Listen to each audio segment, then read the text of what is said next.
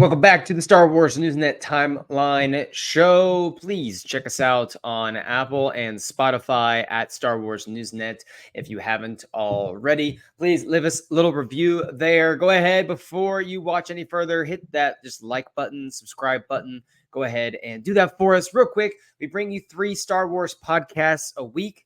Please do that so we can keep bringing you 3 Star Wars podcasts a week. We try to do a lot here, Luke and I, having some good, fun, good-natured Star Wars for you. But this is the Timeline Show, and this is the most momentous Timeline Show we've had in a few months, because probably the biggest one since we left the year 382 BBY to move into 232 BBY, because we are finishing up the entire first season of Young Jedi Adventures. We have gone through every single episode and talked about all the funny moments, all the cute things. And today we are wrapping up Timeline Show for Young Jedi Adventures before we move back into some of the novels. So, Mr. Luke, how are we doing? Are we ready to dive into the season finale of season 1? Absolutely. You made a great point there. Like, this is probably the most meaty, most monumentous episode we've had on this running podcast for a while. I mean, you and Brian had really great stuff with phase 2. Phase 2 is so good of the High Republic. So yeah, I mean, I've done some Tales of Enlightenment here with you, and we've done a lot of Young Jedi Adventures. So I think I'm really excited to do this one. I'm really excited to do some phase 1 books and comics. So I'm excited. We haven't talked about any books yet outside of a few short stories. So we haven't really got to talk about any of the novels together yet. So that'll be fun. We'll be launching into when the High Republic truly started in terms of the novels starting next week. So I'm really excited to get to that and talk Light of the Jedi, Into the Dark, Test of Courage. We're going to be talking about all of them. It's going to be a good time. But we have one final episode here of Young Jedi Adventures, Season 1, The Prince and the Pirates. And it starts off really wonderfully with Kai, Liss, and Nubs doing their training. They're going for the Tanu course record. And it's just a harkens back to the very first time we see them in their first episode. And they're going for their course record on Coruscant before they go to Tanu. And Kai tries to do it all himself. This time he sees it and he's like, you know what? We have to do it together. And him and Kylis and Nubs, they all work together to beat their course record. It was like a really fun little callback, a little moment to get us started. How did we? I don't know how you feel when you watch those. I'm just like, yes, cheering for the kids. Yeah, it makes me pretty happy because it's kind of the culmination of what they've been doing all season. We've seen multiple times them going at it on this training course, and so it's kind of fun to see this final episode. Like, you know what, they have grown over these 24 25 episodes. Like, they're gonna do it, they're gonna hit it. And they've been trying to do this and kind of failing, just falling short a couple times. So it's kind of nice that like they give us this little gift of like, you know what, these kids have grown. So I'm like, they're good now. Kai going, gotta work together, and I'm like, that's right, my boy. Like, let's do it. It's a little inflection. Yeah. So they're going to Starlight Beacon for the dedication ceremony of Starlight Beacon. And, on the Timeline Show, we go in sequential order. So obviously there are some novels taking place before that begin before the dedication of Starlight Beacon. So we're not stupid. We know that. But we felt like it was much easier maybe to go through Young Jedi Adventures as a whole, get to the dedication of Starlight Beacon, it ends, and then we launch back and we do like the books. So if anyone's wondering, oh, you're going out of order, we know we're slightly going out of order. We understand that, but just for cohesiveness sake, we're going to be doing that. Now they're going there for the dedication of Starlight Beacon. They're very excited to go back to what Kai calls the greatest space station in the galaxy. And I can't help but agree with him. I can't either, Kai. I am right with you. I'm not afraid to sound silly, but like, this is huge for me. I'm such a big High Republic fan, and seeing this space station, which is such a huge pillar of phase 1 of the High Republic, like, it's really, really nice to see this. I've been reading about this for so long, and how now I get to see with my own eyes, like, what these creators envisioned. It's beautiful. I love it. and it will never have anything bad to it ever happen. So I'm so glad that Yes, this it's will going exist to forever. float around forever. What do you think when a certain something happens to Starlight Beacon? What do you think Kai's reaction is whenever that happens? Like, if I don't know if we're probably never gonna see that. I haven't watched Maybe. season 2. I haven't watched season 2 of High Republic or Young Jedi Adventures, so I don't know if it takes place after the Fallen Star or certain books that take place later in the timeline. Like, I don't know when season 2 takes place. I need to figure that out so we can figure out when we're gonna do season 2 for the timeline show. But I'm just wondering, like, what is his reaction going to be when he So I'll finds that out? I'll be a little bit of a spoil sport for you. I haven't watched all of season 2. I did some research for you though, and I updated our spreadsheet that we share to help Oh, us perfect. to I organize. need to I look can at tell that. you, I can tell you, I researched it. Season 2 of Young Jedi Adventures is also, according to Wikipedia, taking place in 232. I figured maybe it'd be working best for us if we did the phase 1, wave 1 books. Then we could jump back into season 2 because Okay. apparently those might take place before Rising Storm. Um, Okay, so the episodes that they've released so far take place before Rising Storm. Okay. All right. That makes sense. maybe, maybe. Maybe, maybe not. Yeah, I think Yeah, that makes sense. We'll do phase 1, they wave probably do. 1, Yeah, and then we can get back to our grind here. That's yeah. fine. But That works for me. you brought up a good point. Like Kai, these kids have had some ups and downs with like disappointment, this and that. Nothing crazy, nothing like death, nothing Mhm. horribly scarring for them. It would I be mean, very interesting to the see. new strawberry festival or whatever almost got canceled once. Like, that would have been Yeah, devastating. yeah. So if we do get to see these younglings' reaction to Right. what might become of Starlight Beacon, I think that'd be very interesting. Maybe the creators could do a good healthy way of showing how to process Mhm. grief for kids. Yeah, So that I it'd would be hope to interesting. see that. So when they're on their way to Starlight Beacon, Tabor himself, or Prince Cyrus, is on his way as well. He's going to steal the dedication plaque for the dedication ceremony, and we get the greatest animated reveal of all time when Tabor takes off the helmet and the camera points to, turns, and we see Prince Cyrus for the first time underneath the mask, the helmet of Tabor. So, Luke, what did you think when you saw the greatest animated reveal in the history of anything animated ever?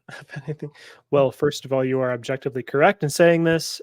Second of all, Objectively correct. We have um, analyzed everything through an empirical lens. It is definitively true. I am so sorry. um, pretty big moment for this show. I feel like it'd be a pretty big moment for the kids who maybe haven't watched any other Star Wars, and this is their Star Wars for them.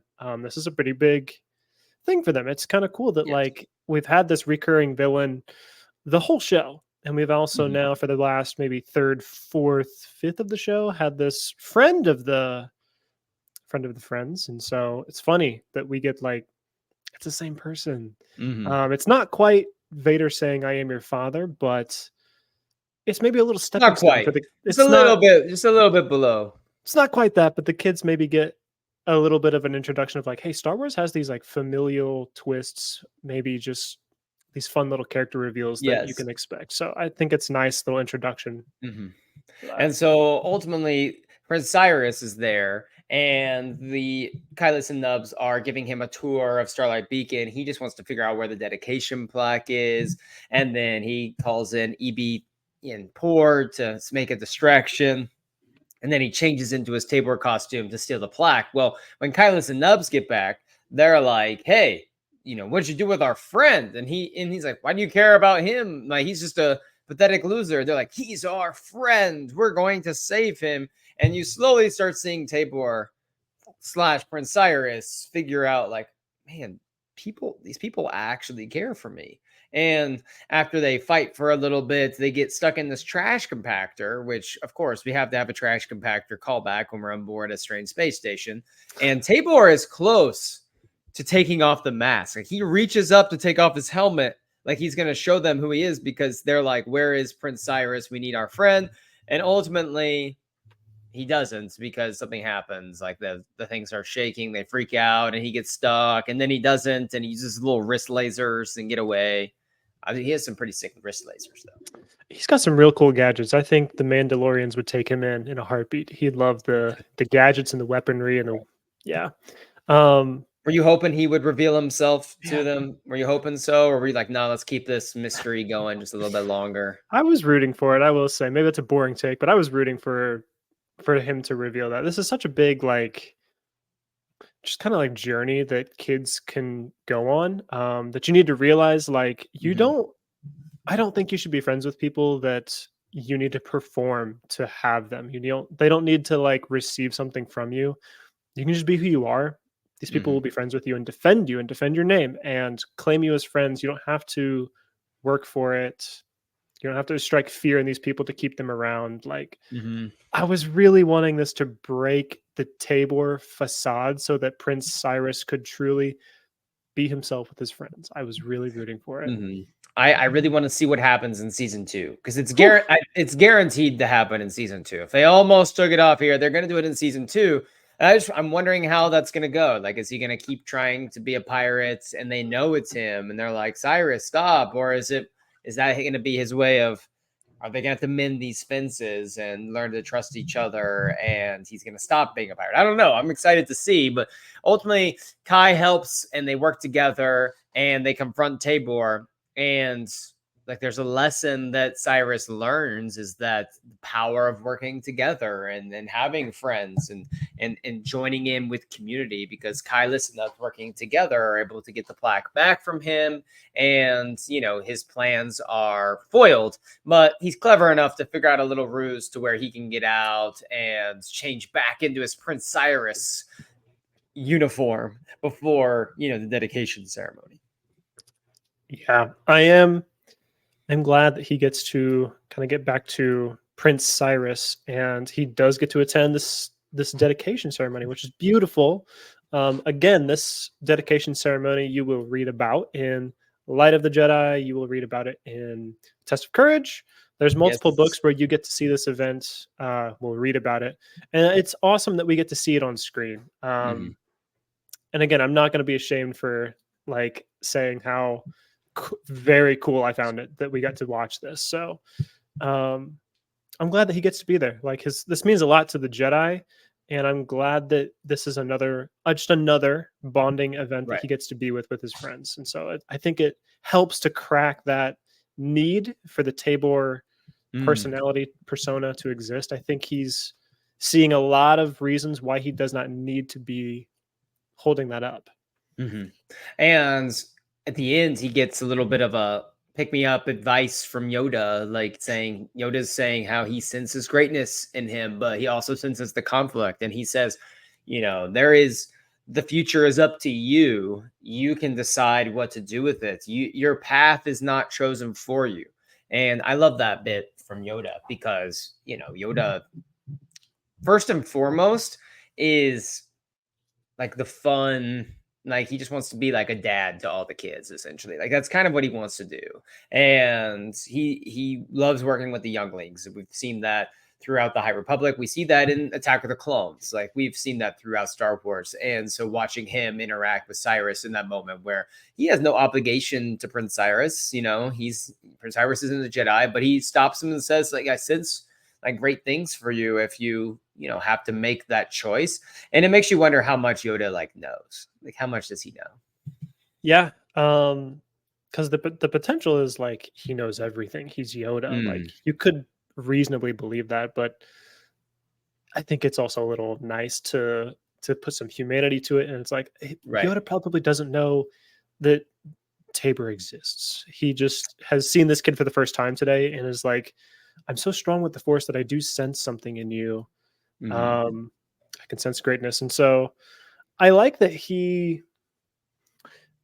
I kind of like that he's a prince. He has like this elevated position, even in his normal life, that like you can enact great things. He's wanting to achieve greatness at the most Right. highest level possible. He's choosing the pirate route to do that. He thinks that's how that's going to work, but he really has the chance to be great without having Tabor's persona at all. Right. He can be a Mhm. prince and enact great things for his planet. If he joins the Republic for his planet, then he can Or just affect chooses to other be a better planets so leader well. than his Yeah. worthless parents who don't do Yeah, anything. exactly. And so with his planet's resources, he can even help multiple planets in the system with being a good leader. So like the potential for greatness is absolutely there whichever way he goes. Mhm. It's just Yoda's saying, I can see that this can go either way. Right. Choose the So choose the better path. So there's a few other notes that I wrote down from this one. One is when Kylas and Nubs tell Master Maru, "There's a pirate ship flying around the station." Oh, and Maru's like, "Oh, it's not the Nile," and he's probably like doesn't care. But like, I wonder if at first they're like, he's like, "Oh no, pirates!" Like, what kind of pirates? Let's be serious here. And he's like, "A freaking child. Like, are you serious right now?" Yeah, I can imagine. We will later talk about Maru more in depth, but I mean, he's running so much stuff. He's running Starlight Beacon, really. And so for him to be like, oh no, like, is it the Gaze Electric? Oh, it's not? Okay, kids, I think you got this. You got this. Like, again, par for the course for the adults in Young Jedi Adventures to be like, oh, I think these kids, yeah, I'll just leave it to the kids. Maybe I should handle Mhm. this, but I don't care. Another few final notes here. When Kai is laying on his back, having been knocked down by Tabor's blast, and there's like smoke. And Tabor walks through the smoke with his thing. That's actually like a pretty sick shot. Like it's actually a pretty sick shot, animated shot there. And it low-key reminded me of when like Anakin is walking through the smoke in the World Between Worlds with Ahsoka in Shadow Warrior episode. Kind of reminded me of that. Yeah, exactly. That's so cool how he flashes to Shadow Vader, Warrior getting flashes its back. inspiration from Young Jedi Adventures. Because of course Well, it is. I would think so. Maybe. Dave But yeah, Filoni that's a really watching cool Young shot. Jedi Adventures for inspiration, Dave Filoni, you're talking welcome. with the Michael creators, Olson. like, "Hey, Yeah. what we gotta Michael do?" Olson runs this. It's a Michael very cool Olson shot. actually creates Ahsoka. That's confirmed. And sorry. I And had so another we yeah, I had another just like little cool fact, and that was when we were back on the very beginning of this episode, we actually see Master Zia and a couple okay. other Jedi have like temple robes on. They do not have mission robes on like they've had this entire time. They have like Oh, wow. nicer, cleaner, more Yeah, pristine robes like the on. So it's just ceremonial yeah, ones. the ceremonial Mhm, ones, which is like if you're just watching the Star Wars movies and that's it, you don't really know about this. It's kind of a higher public thing it introduced where it's like right. there's nicer robes for being in like a political nicer setting. There's dirtier ones for mission robes when you're out on the Mhm, core world. So it's just cool to see that like again, there's something from these higher public books that is being mhm, acknowledged in this show. right. It's really cool. 100%. And Bell and Ember, we can see Bell and Ember one more time here, but no Loden. No Just throw that. Loden. I don't know why that would be. Maybe we'll talk about that next week. Ugh. And I love how the final words of the episode are "for light and life," and everyone raising their sabers. We kind of Perfect. get to see that little scene that plays out and Light of the Jedi and some of these other books. So just a really wholesome way to end a very wholesome show or season of a Yeah, show. exactly. And I don't think we would have talked about her really at this point in the show of the timeline show, but Mhm. it's really cool to see an animated Chancellor Lena So. Oh yes, of course. I She forgot to is mention that. Of course, she's great. she's She's such a awesome. wonderful character. So it's Mhm. really cool that she got to deliver quite a few lines really that I wasn't expecting in this episode. Mm. So the only thing that No, could have I made it love better Lena So. would have been if we had a little We Are All the Republic Greatest chancellor of all time. of If all if time. we had a We Are All the Republic, I would be on the floor. I would pass out. I'm telling you. So, Luke, we're done with Young Jedi Adventures season 1. Just overall thoughts on the season, like 1 minute here. Like, let's talk about how we feel about covering. Like, this is a whole section of the timeline. It's a whole season of a show that we just covered. What are your thoughts overall? Like, how do you feel that we're moving out of one phase of our journey back into that of the written word? That's good. Young Jedi Adventures has been a fun journey. It's been kind of nice when I wake up on Saturday mornings, I'll watch the episode and take some notes on it. And so it's been a fun groove to be in. Mhm. And it's been just a good show where you unknowingly are uncovering some cool lore things. If you're a pretty deep Star Wars fan, there's still stuff Right. for you. There's still going to get some like explanations that you were not expecting with planets, characters, whatever. There's just really fun callbacks. If you're into the movies, there's going to be lines that get said again. It's been really kind of a little love letter to the rest of Star Wars. I think it's been a fun animated show. I have really enjoyed it. I'm actually looking forward to watching season 2. I've only watched the first 2 episodes, so I'm looking Mhm. forward to whatever else they have in stock for us.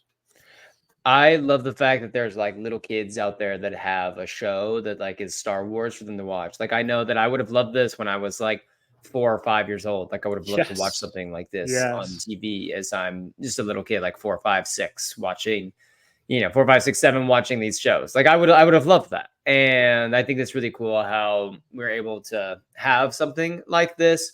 And something that I love, and this may sound very simple, but I think it's really important is like a show like this, and it truly does have something to say. It really does. It's not just mindless content to put on for your kids to get them out of your hair for a little bit. It really does have something to say for them and for the adults watching maybe with their kids or listening in the background. And I think there's a lot we can learn. It's like Yoda says in Attack the Clones, truly wonderful the mind of a child is. Like, I feel like I'm a teacher. I learn from my kids every single day. And so I watch this and I'm like reminded of like lessons that need to be learned, and the reminder like ultimately like we have to assume that all kids need support, all kids need help, and all kids have lessons that are going to be vital to their success in the future. And Young Jedi Adventures in its own small cute little way is also helping do the same thing, and it does truly have something to say. That's what I will look forward to hopefully continuing in season 2. Yeah. I'm hoping we get even more lessons and even more just things to learn in season Yes. 2. Absolutely. Well, that is all for Young Jedi Adventures and this portion of the timeline show. Check us out every Saturday. Next week, this is only like a 20-minute pod. Next week, we have the Megalopod of an hour worth of Light of the Jedi content. For those of you who love talking Star Wars books, we are talking about Light of Jedi for about an hour next week. So ready for that. We've recorded it. We're ready to go. It's launching next Saturday. So ready to talk about some of these books and some of these characters that I absolutely freaking love to death. So that'll be fun. We're going to be in that for a while. Monday pod. We're recording this a little bit, further out. Who knows what the Monday pod is going to be about, but we will have a Monday pod for you every Monday. You can start your week off with Star Wars Newsnet and listen or watch something from our favorite Star Wars channel, which is Star Wars Newsnet, of course. And then check us out on the live show Thursdays at 10 o'clock Eastern Time PM. You can check out me, Luke, and another guest from our team, whoever it is that week that pops in to talk about the latest in Star Wars. For Light and Life, everyone, remember we are all the Republic.